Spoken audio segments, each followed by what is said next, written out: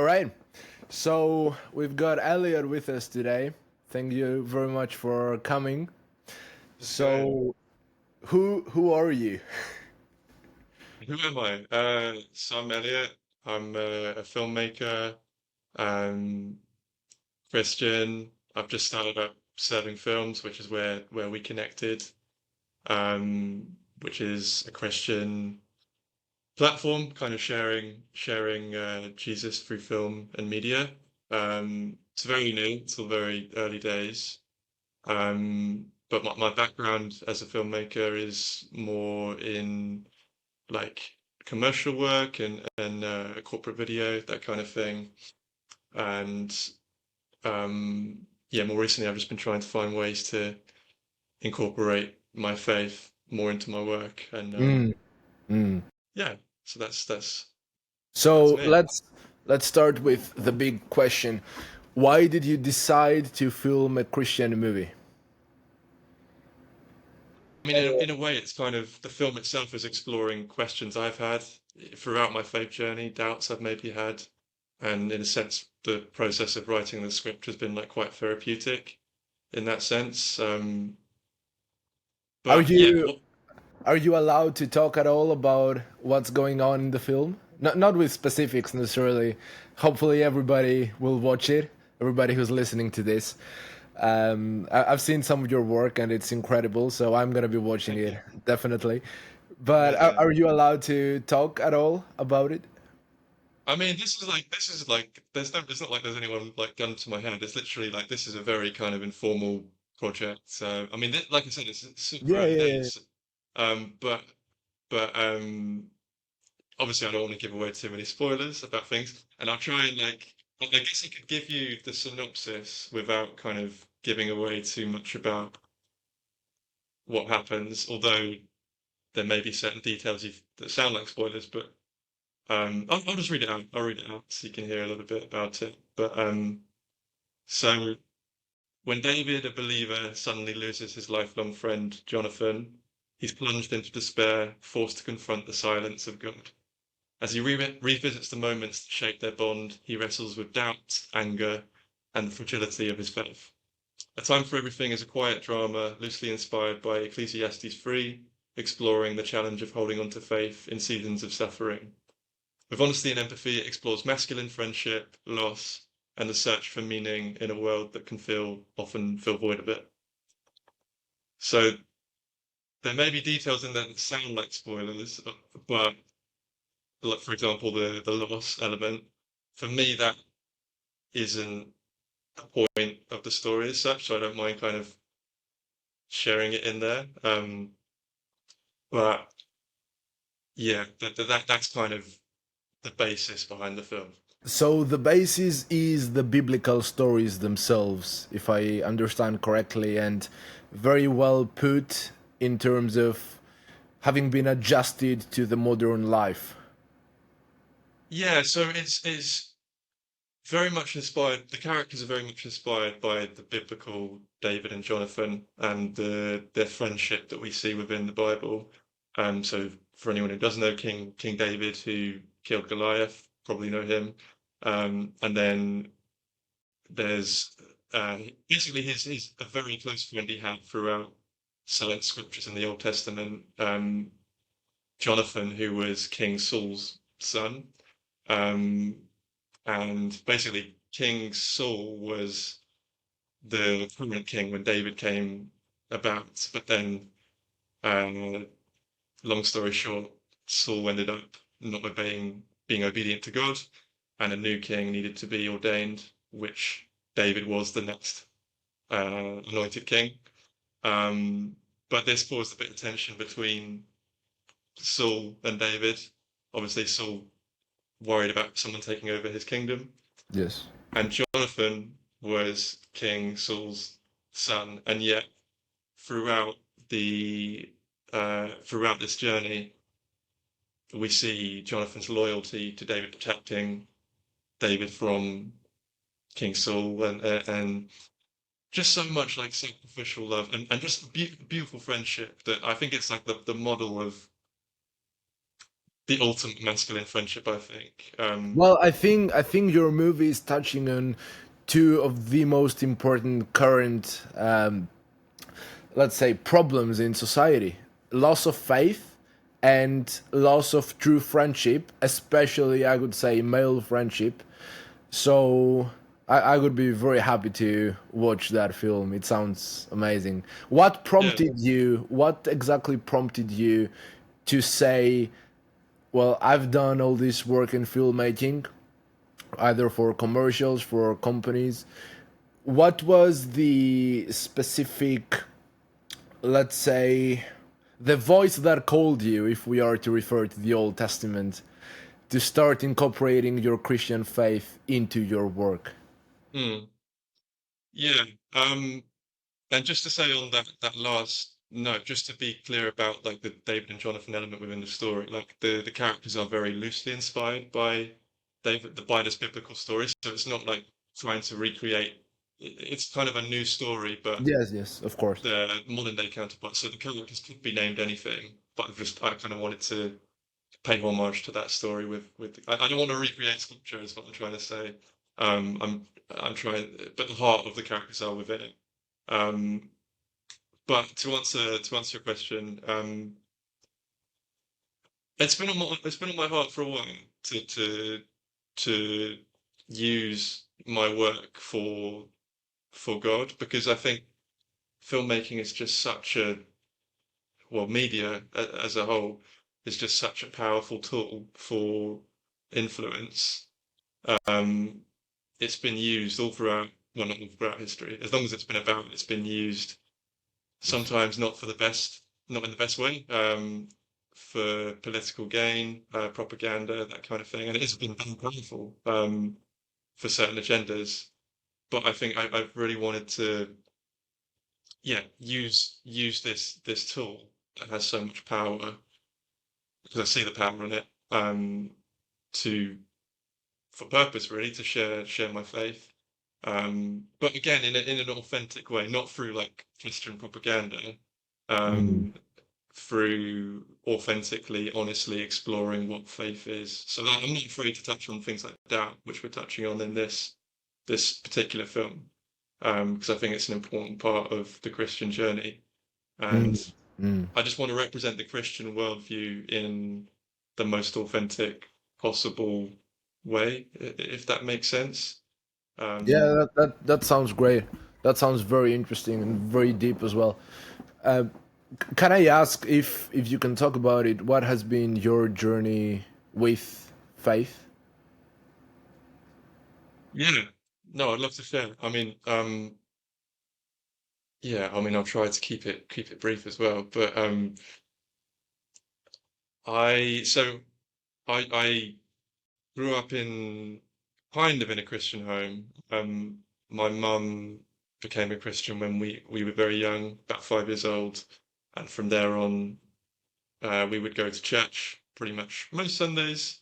Although I played football Sunday league growing up, so like it was sometimes, eventually, well, we couldn't always go on Sundays, but eventually we joined a church that had afternoon services, so we could go there. Um, and all kind of growing up through teenage years and stuff, I would go to church most Sundays, but I didn't really live it out. I didn't really have that faith for myself. It was more just Mm. going because my mum took me. Um, Never really read the Bible, never really prayed or had any kind of like personal relationship with God. Um, and then just kind of my lifestyle also didn't reflect what I believe what a Christian should be, the way a Christian should be behaving and walking. Mm. So especially as I got older, um, partying, get drunk, yeah, sleeping around, that kind of thing. And obviously that's quite normal for a lot of people, but what the Bible teaches, what Christ teaches, that's not how a Christian should behave. And it was really interesting for me because like I did believe in God. Mm. And it's not that I didn't, it's not that I doubted God at that time, but I was just living, I was like a walking contradiction. I just didn't, my life just didn't reflect the belief I supposedly had. Um, and I had no understanding of like the gospel message, what that meant. It just, people would say, like my mum and I, like always, people would say like, "Oh, Jesus died for us to save us from our sins," but I had no idea what that meant. I just hadn't kind of collected it all in my head. Um, but COVID, um, I guess the pivotal moment for me was in COVID midway, um, where I mean, I think probably for a lot of people, like having like this time where you could just you couldn't do anything really. Like you just had to slow down and had so much time on your hands to think. Um, yeah, it kind of stripped away a lot of. I couldn't do a lot of things I was doing before, going out and obviously seeing people.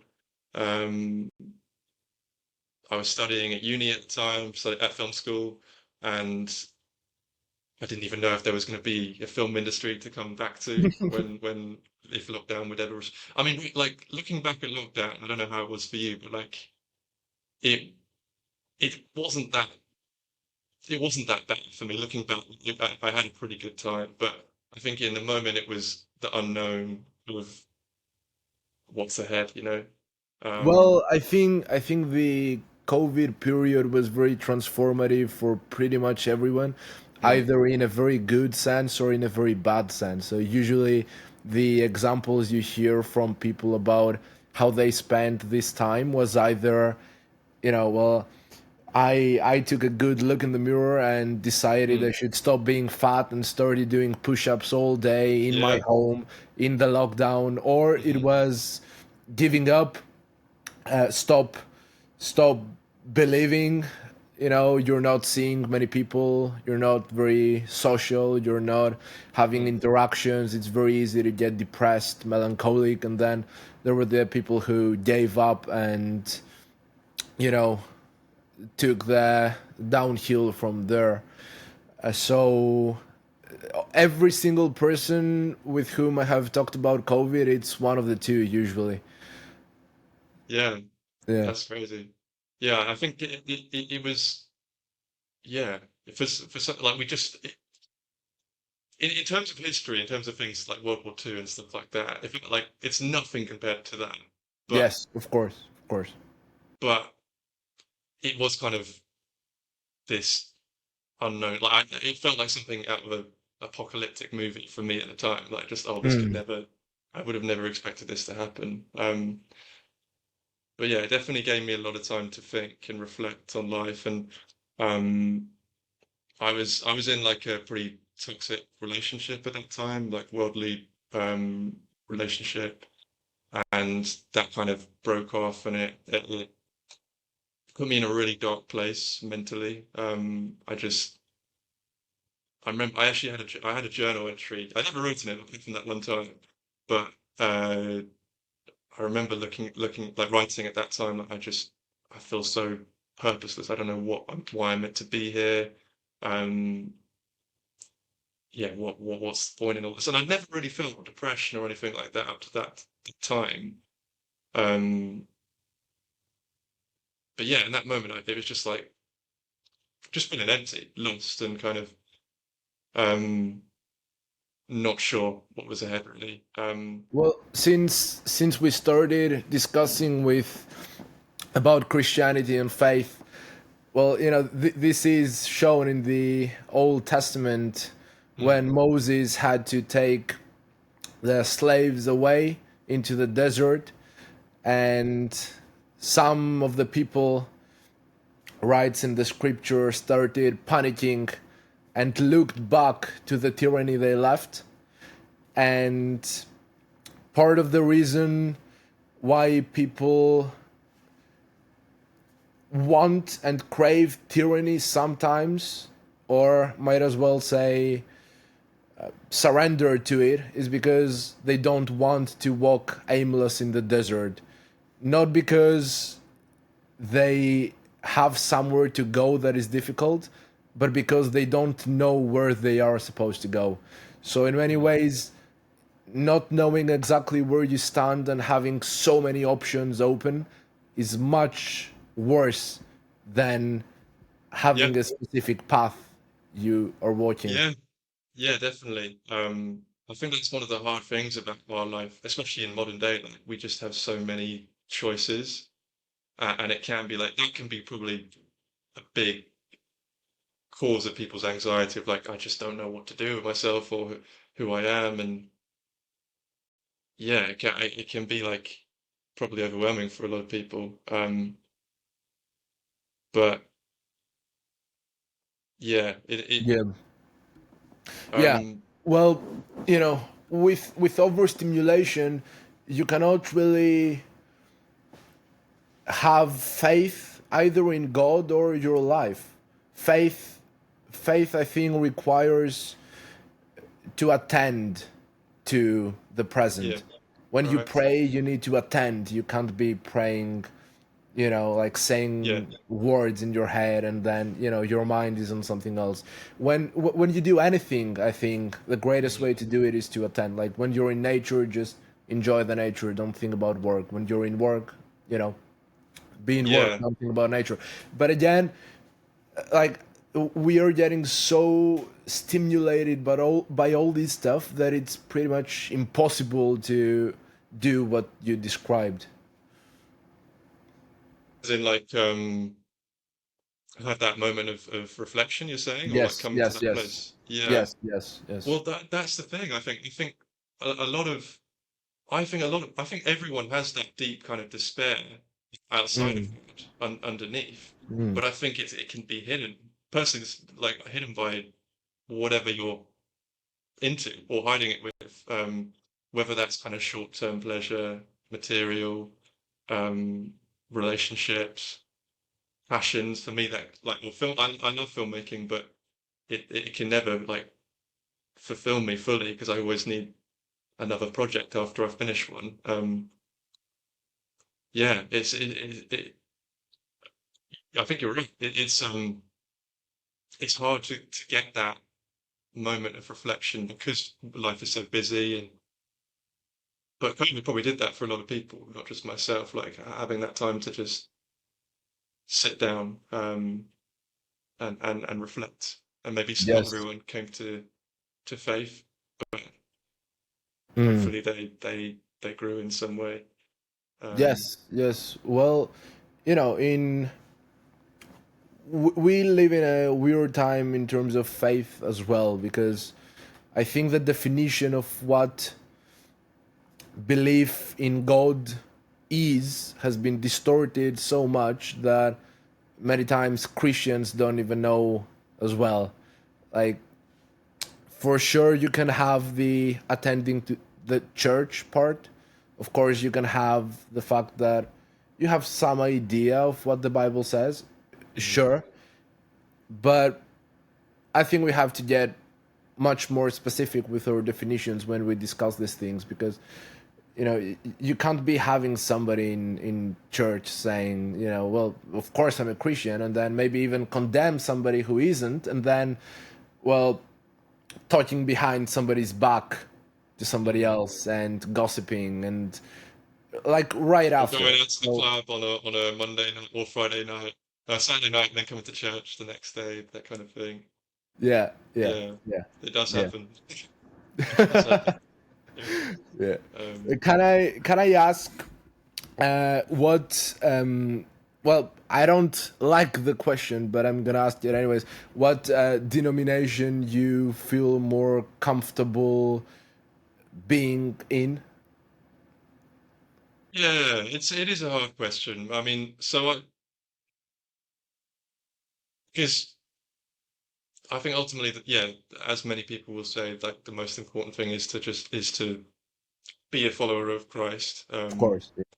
And denominations aren't really going to matter one day. But currently I go to a Reformed Baptist church, so they teach Reformed theology there. Um, although I wouldn't say like I'm reformed, like a hardcore reformed Christian. But that's just where I'm at the moment. It's the right place for me right now. It's local to me. Um, and yeah, that's where again, like in some sense, like my mum goes to a different church and it's more non-denominational, Mm. and I attend there, not attend there for church, but I sometimes go to some of the events they have on, or like Yeah, yeah, yeah, barbecues, sure. things like that. And I'm like close with some of the guys there at the church, so I don't mind like, and I have friends of from all sorts of denominations as well. So I'm not like a Yeah, yeah, me too, me hardcore. too. I can tell you the reason I asked. So, personally, when I was much younger, I used to attend a Protestant church, and then at some point I converted to Orthodoxy. Right. The reason I asked you is because in Protestantism more generally there seems to be the concept of sola fide, which is, you know, faith alone, that having faith in God is the greatest definition of your faith, essentially, and the works that you do are secondary in a sense. And from the very first moment you started discussing about it, I saw that you put a lot of focus on the practical aspect of faith as well, like actively showing and exhibiting your faith to the world. That's why I found it interesting. Yeah. So you're Orthodox at the moment? Well, yeah, yeah, Cool. yeah. Yeah, I don't actually know loads about the Orthodox Church. I'd like to learn more. But yeah, Yeah, well, it was very transformative and interesting when I made that change. It was for many reasons. Um, One of the biggest is that I feel more close to my faith um, in the Orthodox Church. This was a very big part. I felt closer to God when mhm, I attended okay. it. And then, you know, you have the differences in tradition, which I think are a bit secondary, and Mhm. yeah, you know. But um, of course, I think that it matters way less, and I think there's a very big war in Christianity against Christianity at the moment. So if the different denominations start having a war with each other as well, then it's gonna be, you know, hell. Yeah, I mean, there's been disagreements all throughout history. That's why there's like so many Yeah, different yeah, yeah. denominations. That's why like the whole thing is like quite um yeah, I try not to get too attached to like Yeah, one. too worked up in which club you join, forgetting about the actual.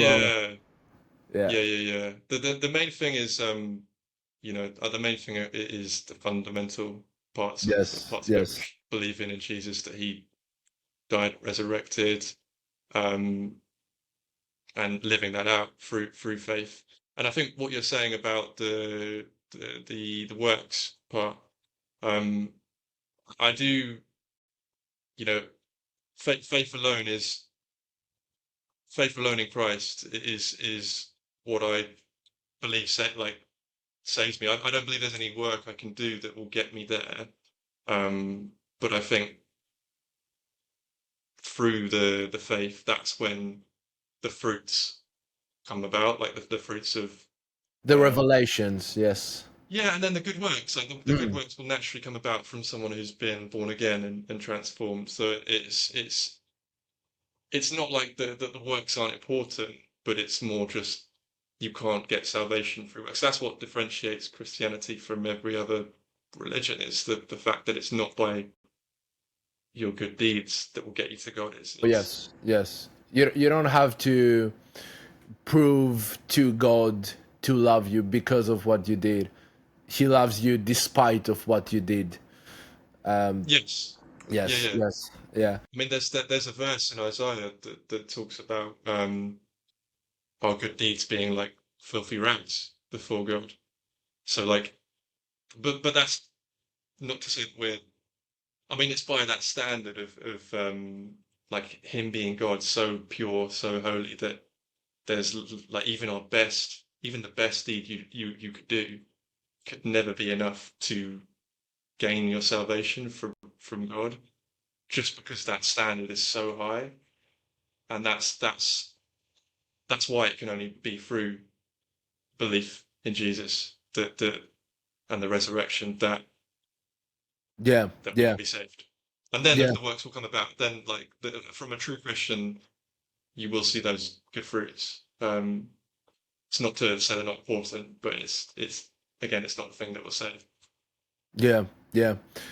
Did your life change at all when you started being more active um, in your faith, like either friend groups or relationships or habits or anything that was, maybe there was a day where you sat and said, well, that's changed a lot, I guess.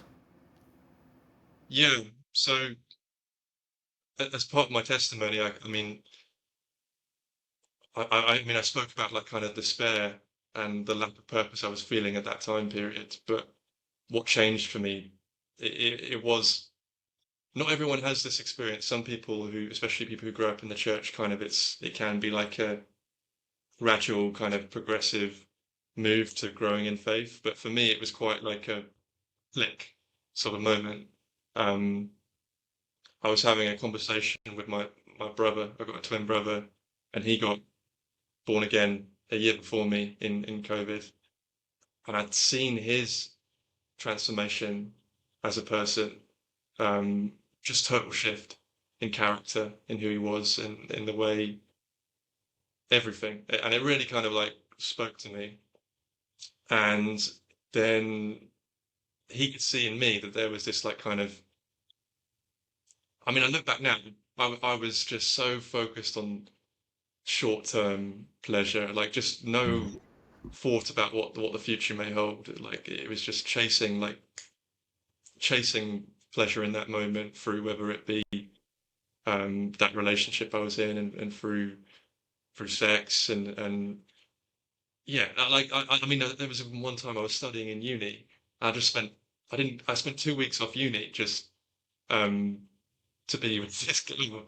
And I just that was like the peak of it really, just like no focus on my education or like career or anything what was ahead. I just wasn't thinking. And my brother could see this in me when we got to lockdown in COVID. And he had that we were talking about this, about satisfaction and desire and just about how nothing in this world, no matter what it is, you could name me anything, like nothing in this world can ever fully fulfill your soul.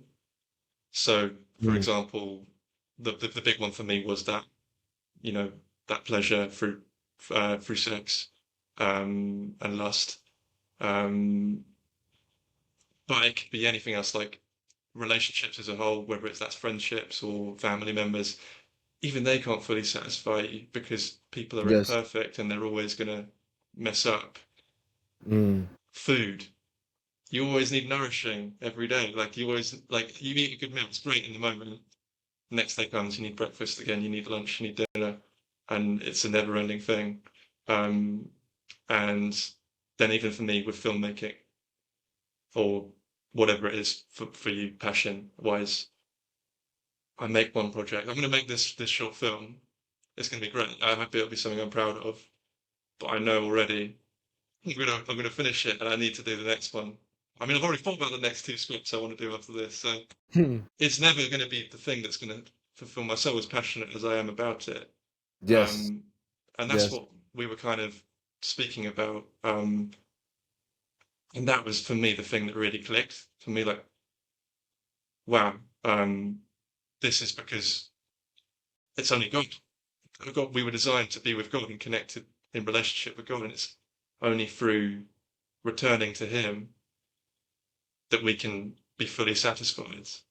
Um, Mm. so then I Mm. remember like a few days after that, I just had this moment. I sat down on my bed and I just prayed for the first time properly ever. Really, I just called out to God, like, if you're really there, come into my life and transform me. I see the way I'm living is wrong.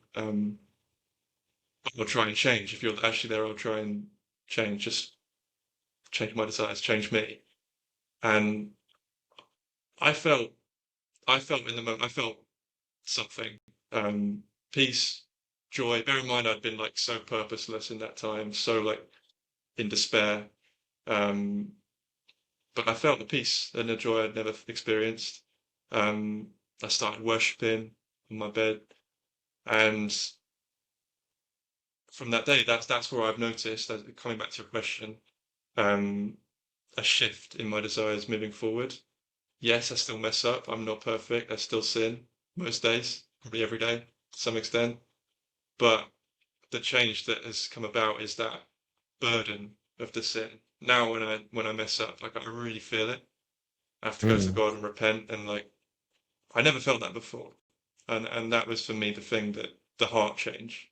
So basically, you're talking about mindfulness, being mindful of the way you live your life in Um, accordance to God. yes, not mindfulness in like the Yeah, spiritual sense. not the mystic, Yeah, yeah, type yeah, of yeah. yoga mindfulness. No, no. No, Yeah, but being yeah, yeah. mindful about your life Uh, experience. Yeah, yes, like yeah.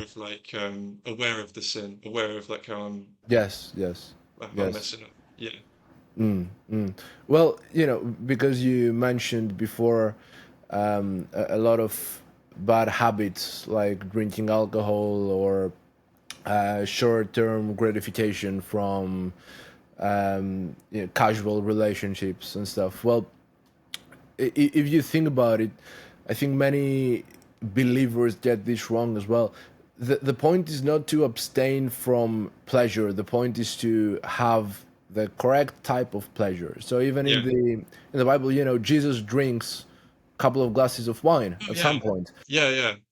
The sin is not to It's not a bad drink thing in wine; itself. it's Yeah. to get drunk, Hmm. and It's it's very controlling different something. to engage in sexual intercourse in marriage Hmm. with the within the That's right. context of true love than to just chase after some short dopamine. So yeah, it's not the the gift that we got, we just use it wrong. Yeah. Yeah, it's like perverted desire. It's like the desire to have sex with someone you love isn't wrong, and within that confinement of marriage, Yes, that's a yes. godly desire, but it's been perverted to and it's so prevalent today, like all across like social media. Is I mean, it's so hard for young people today, like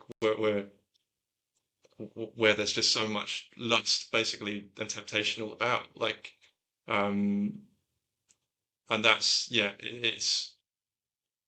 But also, it's yeah, it's not just the thing itself, or the even the doing of committing lust, like adultery, so sleeping with someone, or cheating on someone, that kind of thing. Jesus talks about. I mean, his focus is really inwardly, not outwardly. It's on the heart of what you're doing. So he talks about there's the commandment about not thou shalt not commit adultery. But Mm. Jesus in the New Testament um, talks about how you've heard that thou shalt not commit adultery, but I tell you, if you've even looked at a woman with lust, you've committed adultery in your heart, and that yeah, it's so it's beyond even the act of it, but the intent. If you Mm. had that intention of like, and it's not like. So I was listening to a Bible Project podcast they did on this particular verse and passage, and it's not to say like if you accidentally look at someone who's dressed provocatively because that's how they're dressed, you can't control how someone else dresses. And it's not your fault that you've accidentally looked at them. You can't help that. But Mm. if you linger, if you linger on that person, or you look back because you like what you see, that's where it becomes sinful, because you've, in your heart, you've kind of, you've had that intention of that desire has been perverted at that point. Um, yeah, not sure how I got onto that. Yeah. Well, you know, temptation is going to exist everywhere at all times. Mm. And Jesus showed the example of how you should resist it. The point is not to avoid temptation, because you will spend your whole life trying to do so and fail every single time, you know. And people can interpret that practically or metaphorically, but in both ways, the devil will set traps for you all over the place at all times. So you need to be careful to not put your foot in, not to not see them. Like, Yeah. traps are going to exist at all times. You cannot control your feelings. You cannot control Mhm. if you're going to feel lust. You cannot control if you're going Mm. to feel jealousy. You cannot control if you're going to feel anger towards somebody. Yeah. But you can control what you do after that. Mhm. And stoicism, at some point, I'm very interested in philosophy. At some point I got very absorbed into stoicism. I had a stoicism phase as well. Yeah. Yeah, I think many young men have had this phase at some point. Hopefully, I don't think it's a bad thing. I mean, compared to what modern world teaches, I think, I think there's definitely some yeah, helpful yeah. things in But there. you know, Yeah. stoicism, I think, got this on point, but forgot the rest. So they got Mhm. very close to Yeah. having control of your own mind, not letting it travel wherever it wants, but being the one who can who can shape his focus correctly. But they forgot about the What's beyond? ultimate, yes, Yeah. the ultimate faith you need to have that transcends beyond yourself. I think Yeah. most philosophers. I have a friend, and she said something very interesting, that but most philosophers were correct to identify the problems in how we live our lives. They were correct to say that, well, that might not be the best for you to do. They just couldn't offer any Pollution. ultimate solution to that. That Yeah. is God. That's really good. Yeah, no, I think that's so true. That's why I say Stoicism was a phase for me, because like I got to that point where it's like, I think what Stoicism's great for is like practically how we can live Mm. life today on this earth, like, or like how we respond to things that are especially out of our control. Um, that's pretty helpful, and I think there's a lot that aligns with Christianity in certain Yes, teachings. yes, definitely, definitely, But like you definitely. say, it's what they miss is that they're not thinking about what's beyond this life. It's great for this life now, but okay, what's next? What do we do? What do we do after that? Um, and that's why I just like, I got, again, Stoicism, even philosophy. Like it's great to. I think even philosophy, or like you need to be a little bit philosophical about certain things in the Bible, the way you interpret certain passages. Yes, yes, So definitely. it's a helpful, it can be a helpful tool, but even that isn't going to isn't the ultimate monster, or isn't going to fulfill you fully. Coming back to Yes, yes, that idea of yes. satisfaction. Mm. Yeah. Well, about the concept of faith, I had a discussion with my best friend, who also has started creating content about Christianity. It's in Greek, but Are you Greek, by the way? I was going to ask yeah, where you're yeah, I am. from. I am Greek. Yeah, yeah. Very nice. So I was having that conversation with my best friend, and we had a slight, disagreement in a way about faith, and the conversation started with Alex O'Connor. I don't know if you've heard of him. I do. I enjoy Alex O'Connor. I Yeah. enjoy him as well. Mm. He's one of my favorite atheists Me too. to Yeah. be creating content. Yeah. Yeah, yeah. I think it's great. So he uses a lot of logic in his videos, Hmm. and I made the claim that Alex O'Connor has a channel that is mostly focused on atheism. So many of his videos are why faith doesn't work, why belief in God does not work using logic. And I made the claim that he's actually more Christian than many other Christians. Because if we put the cards on the table, of course, he is an atheist, at least he identifies as an atheist. But he's probably read more times the Bible than you, not you, somebody, Possibly. Possibly. and he has an entire channel about the existence of God. Hmm. You might say that he's an atheist, and sure, in that sense, he is, but it shows something. It shows questioning. It shows a need to do research, to occupy his mind with the existence of God. Like the conclusion from his YouTube video might be, so this is why belief in God is illogical. But then he's gonna go on to make another video and then another video, and he keeps thinking about it. So I made the claim that there is no correct way to have faith.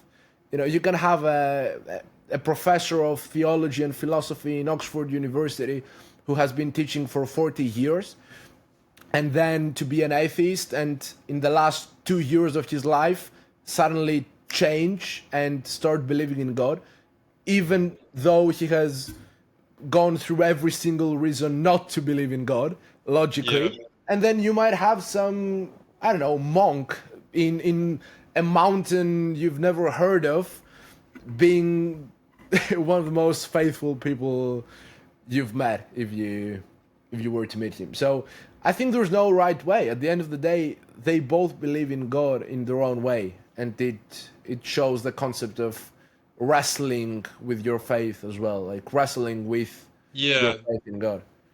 I think the wrestling and the doubt and the questioning can be um important for, well, it is definitely important for like finding a genuine faith. Mm. Um, for example, like obviously I shared my kind of click moment with the faith, but since after then, and kind of a big part of what this short film is inspired by is like personal doubts I've had in my and wrestling I've had with my own faith. Um, but for me, that maybe not for everyone, but for me, that wrestling actually helped me grow closer to God because I got to a point where I was feeling a little bit dry in my faith, and then this wrestling actually almost Mm. revived it because I was asking questions, I was going deeper on certain topics, certain subjects. Um, Same exact thing for me. yeah, Yeah. yeah. And some people may like leave the faith. I thought I was actually going to leave the faith at one point. And some people do. Like there's a lot of Yeah, people deconstructing it's true. It's Christianity true. today. Um, but yeah, I mean, but whether that faith was genuine or not, I don't know. In the first place, if there's a genuine faith there and you're questioning, but then at the same time, I may contradict myself here because I do think there is an element where I think reason can only take us so far to God, and I think what faith is that like true faith is that Mm. element that's beyond the reasoning. Um, Yeah, more well, essential. I made a short video about that.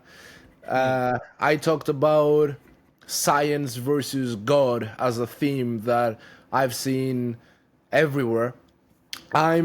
I used to study sciences yeah. before changing to medicine, so I Mhm. have had a lot of interactions with scientists and very high level as well.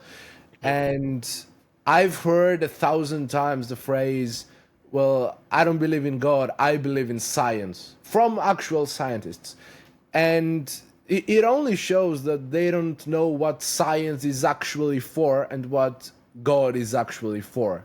If you're going to use both in the same sentence, they don't even like have any correlation between them.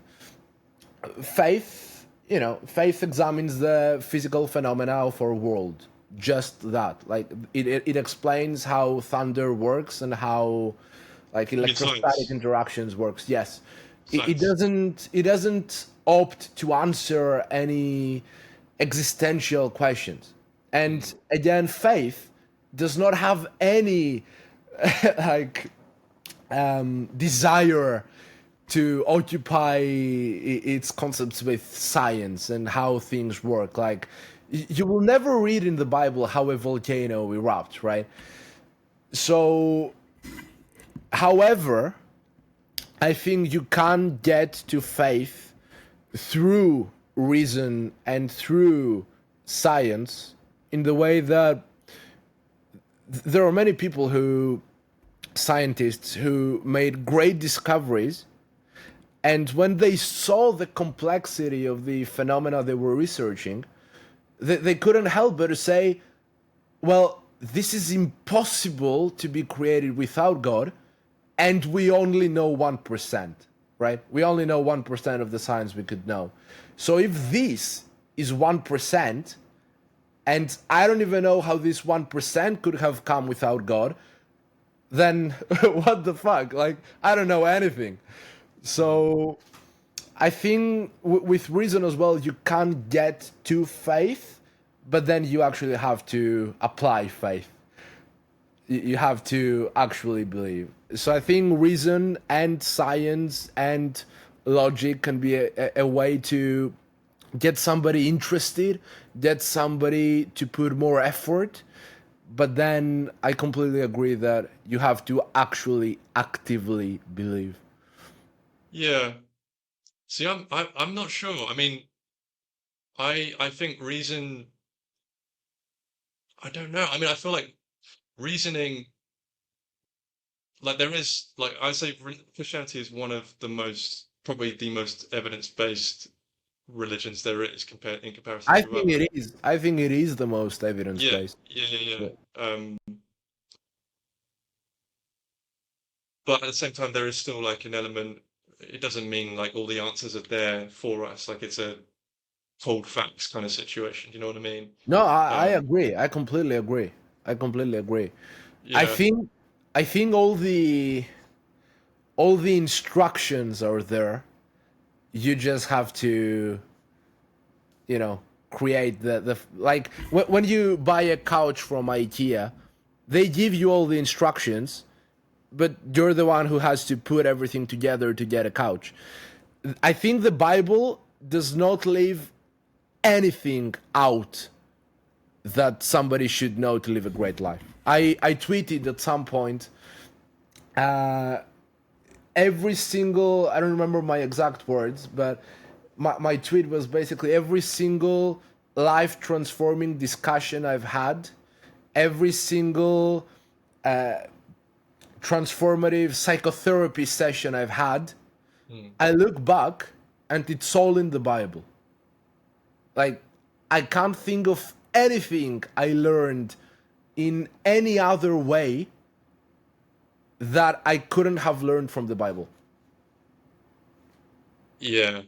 It is incredible, like how much depth there is to this.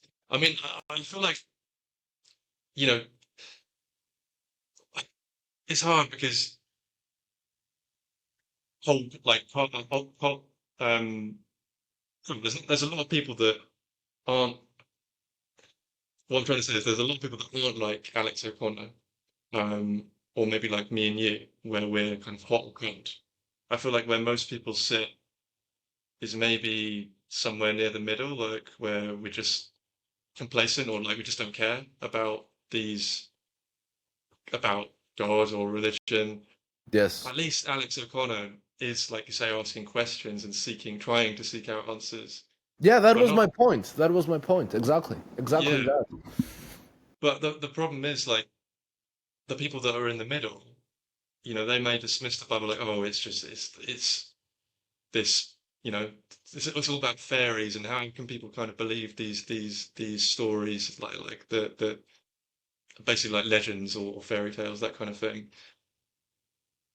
But have you ever read it? Like, have you ever read it through for yourself and actually seen the depth and just brilliance I mean, there's a reason this story has gone and has kind of brought so many people to the faith all throughout. Well, really in a short space of time since Jesus, 2,000 years. Yes. Yes. People It's might really, think it's a lot. People might think it's a lot, but if you compare it to for how long the world existed before, it's actually very close. yeah, and it's transformed like the Western world as well. Like people don't even realize how much it's changed. Just like how our culture, how we behave, and how we can live like through certain values like that we have for freedom, justice, Yes. equality, all these kind of things. Yes. That Yes. comes from Christianity. And there's a book which I haven't read through fully, but from Glenn Scrivener, who runs Speak Life. It's like an apologetic YouTube channel, um, and it's called The Air We Breathe. It's all about how, um, I've heard about it. I've heard about it. yeah, yeah, yeah. Um, yeah, I do need to get through fully, but like the idea is basically, and I've heard him speak about it in podcasts and stuff, but the idea is about how these values we have today in modern society, even like certain groups that may be more liberal that wouldn't align with Christianity as much, even that their kind of protesting or ability to do so in a free way kind of stems from the values that Jesus brought about, and how that, if you think about his time in with the Roman Empire, how drastically our culture has shifted since then, and Yes. how people Yes. were treated. Yeah. Well, Um, in the Bible also, women are mentioned all the time.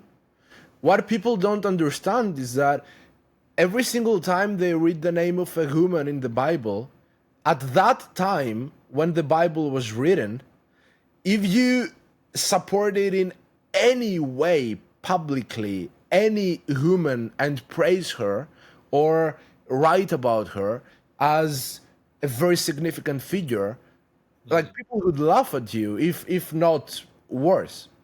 You know, the Bible was the first ever book. It's more like a library than a book, but mm, let's say book for the biblioteca. purpose of that. Well, the Bible was the first ever work to completely change the dynamics of society. People don't credit Christianity enough for the values it brought. I completely agree with you. Mm, And even if you are not a Christian, even if you have zero intentions of becoming a Christian, I think historically, by reading history, you have to accredit the Bible and Christ, of course, more than anybody else for the values it brought to the modern world. Like we wouldn't have had freedom of speech and equal rights for women if it hadn't been initiated from then. yeah, and even the slavery in more recent years, like that was abolished by The church. what's his yeah by Christians. I can't Mm. remember the name. William Wilberforce, I think.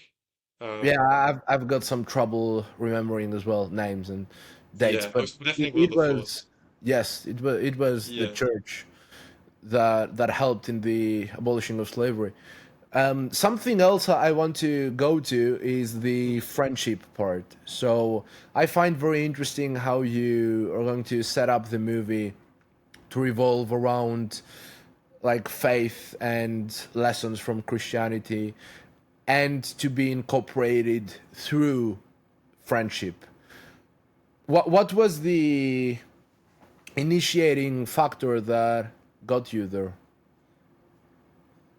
Yeah, I mean, mainly it was reading through the scripture with seeing like just being so deeply touched by David and Jonathan in the Old Testament because really like you could kind of brush over those passages because they're so brief. Um, but when you really look into them and study them and like kind of picture what like a movie in your head, what that kind of would have been like, it's like wow, this is a very rare kind of incredible friendship that I mean, I guess I've personally experienced at times, but it is a rare thing. And I was just really interested in that concept and wanted to kind of explore, especially from, I think probably ladies probably get it more than us. Although whether, yeah, maybe sometimes females can be a bit more kind of, I don't want to bash on people, but do you know what I mean? Like can maybe be Yeah, a bit I more know kind what of you mean. basically. So I know what you mean. yeah, yeah, yeah. I love you ladies, but not to bash on you, but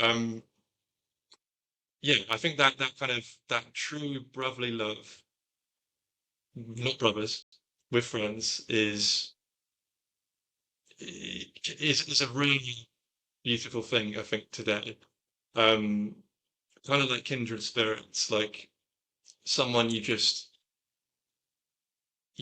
mean, and the Bible even describes it in that way. Like, it says that God knit the souls of David and Jonathan together. Yes. And whether that's a concept that applies to us today, you may have certain people that you just align with when you first meet them because your souls have been knit together like kindred spirits. I don't know. Um, but that's really what sparked it for me. And I just kind of wanted to explore that. But then it's using it as a vehicle to explore this bigger question of suffering and why suffering is in the world, if there's a good God. What has been your conclusion so far? To that question, Yeah. you'll have to watch the film. That's it. I definitely will. I definitely will. Yeah, I mean, I will say it's a very big question, and the way I'm going about it, because it's such a sensitive subject for people who may be experiencing grief when they're even watching the film. I'm trying my best to make sure we go about this in a way that's not too on the nose, preachy, and just empathetic to individuals that are watching. Um, So I do have my own conclusion to it, and one that I'm satisfied with. Um, whether that will be satisfying for everyone who watches it, it probably won't be for everyone who watches it. Um, the whole suffering thing is a discussion I've had with certain family members who aren't believers. I know it's something that a lot of non-Christians struggle with, and Hmm. even Christians as well. Um, and it's probably one of the biggest gripes people have with Christianity. It's probably one of the things that prevents people to coming to God. Probably that in hell. Um, Yeah. Well, so in a way, to love is to accept the potential chance of suffering. Many people say love is suffering. I disagree. If it's suffering all the time, it's not love. You're in a toxic relationship, probably. But to love means to surrender to the possibility that suffering could occur and yet what you are about to go into is meaningful enough to justify this. So we present suffering all the time as something that is bad luck that we got in our world, right? But the first step to real maturity, I think, is to identify any meaningfulness that could come from the suffering. And then you can deal with the suffering too. But I mean, personally, I can talk about that, but I lost my father when I was almost 6 years old. I'm sorry. And, um, you know, experiences that get you close to suffering, either personally or observing it in somebody else, Mm. can for sure, I think, unlock another level of thinking that you didn't think you could have attained before. I think, again, through questioning in the proper way with the correct intentions, not questioning Yes. just to, Not to yeah, prove someone wrong. Yeah. through this questioning you can wrestle and to ultimately find meaning. Mm. And so yeah. First of all, I'm sorry to hear that. No, thank you, but it's been a long time. I've made Yeah. my peace with it. Yeah. But I did want to ask about that because that's a big level of suffering that not everyone will have experienced, and for you with what you're talking about with that finding meaning, like I guess what does that practically look like for you in your life? And is Mm. it something you still struggle with? If you're comfortable sharing, of course. But Yeah, yeah. No, I can talk about it. Well, I don't think I still suffer from it. Of course, I miss my father yeah, many many times, unconsciously, pretty much all the time, consciously at many points, like mm, weekly.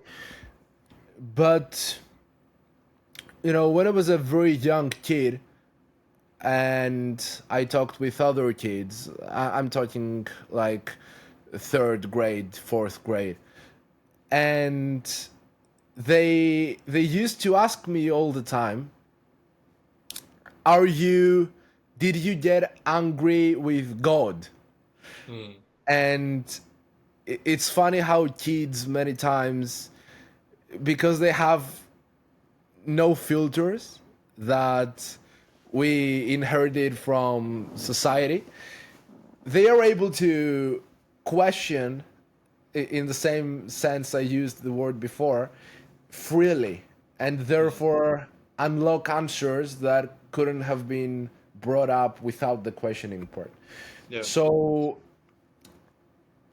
I never actually got angry at God. I believed in God from a very young age. I've had my ups and downs for sure in my faith, but especially when I was a little kid, I did feel very close to God.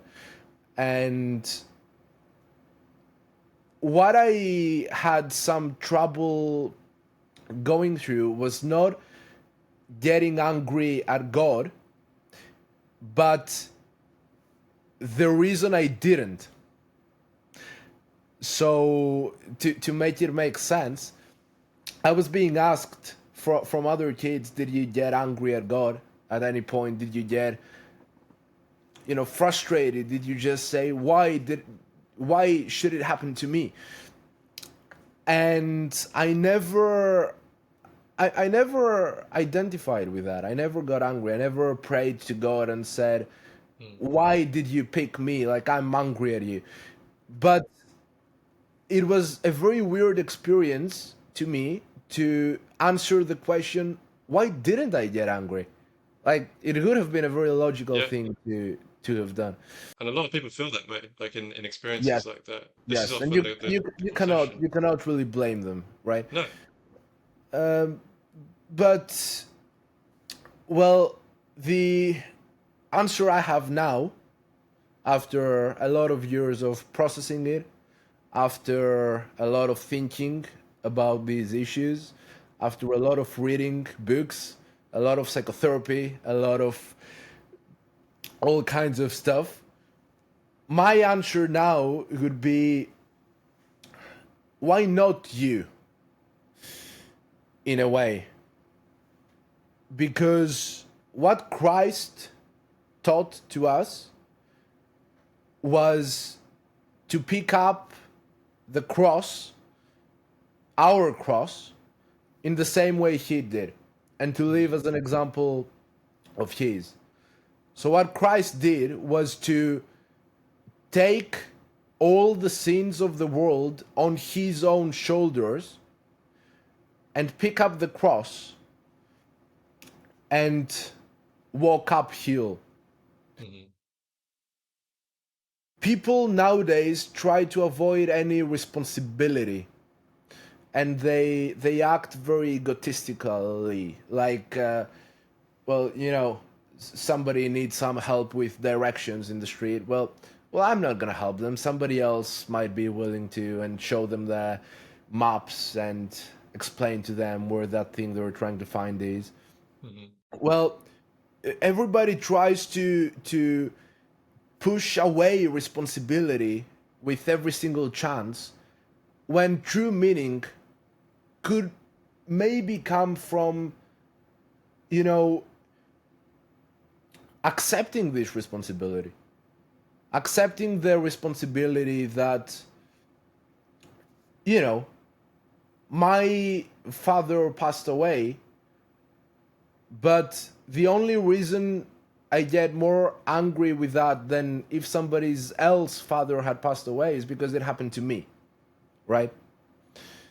And of course, you will never completely release that human aspect of wanting to preserve your life and wanting to preserve the life of those you love. But in another sense, you don't know the whole plan. All you know is your existence right now, right here. You don't Mhm. know anything else. Like, Mhm. you're just walking around thinking you've got everything figured out in life. Well, soon you will realize that you don't know shit. You don't know how life could have turned out.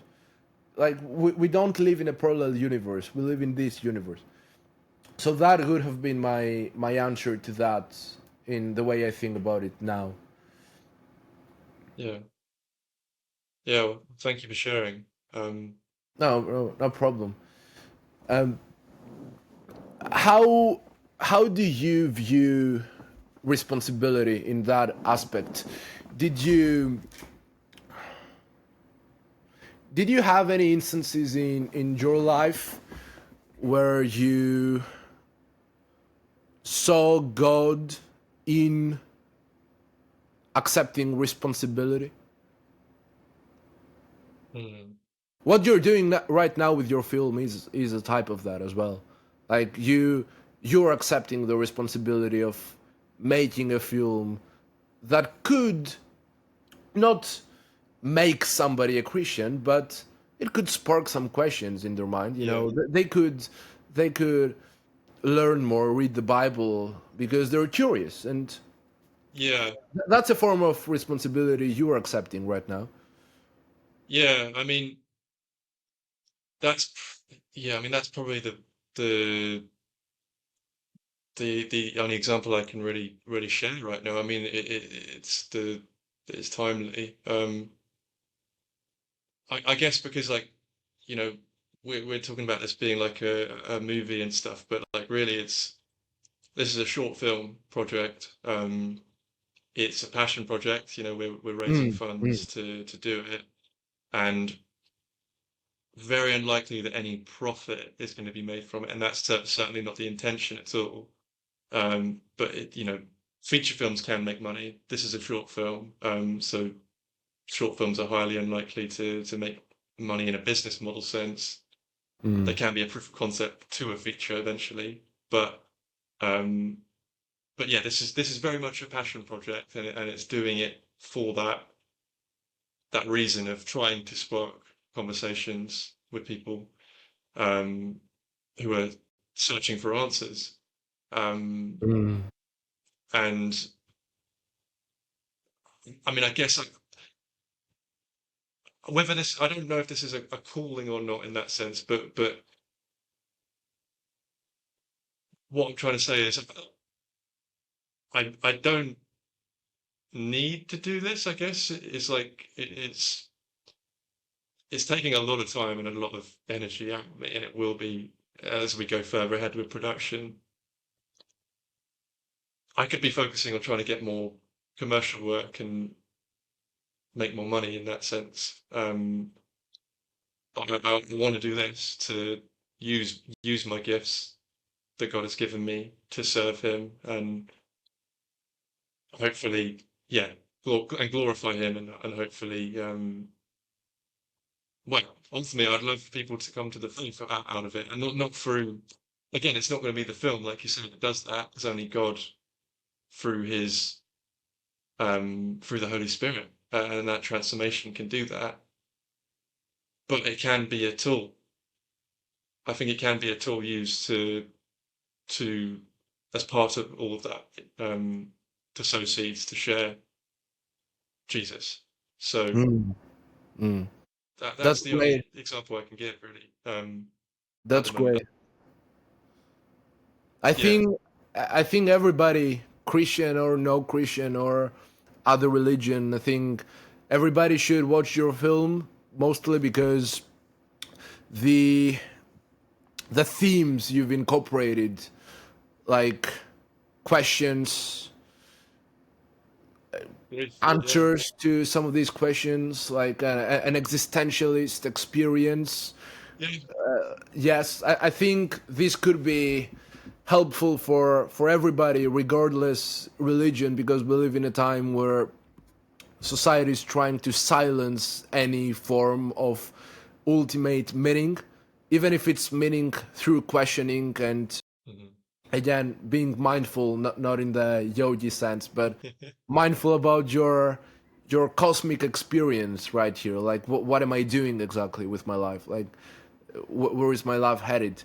So I will Yeah, definitely be watching your movie. I think everybody else should watch your movie.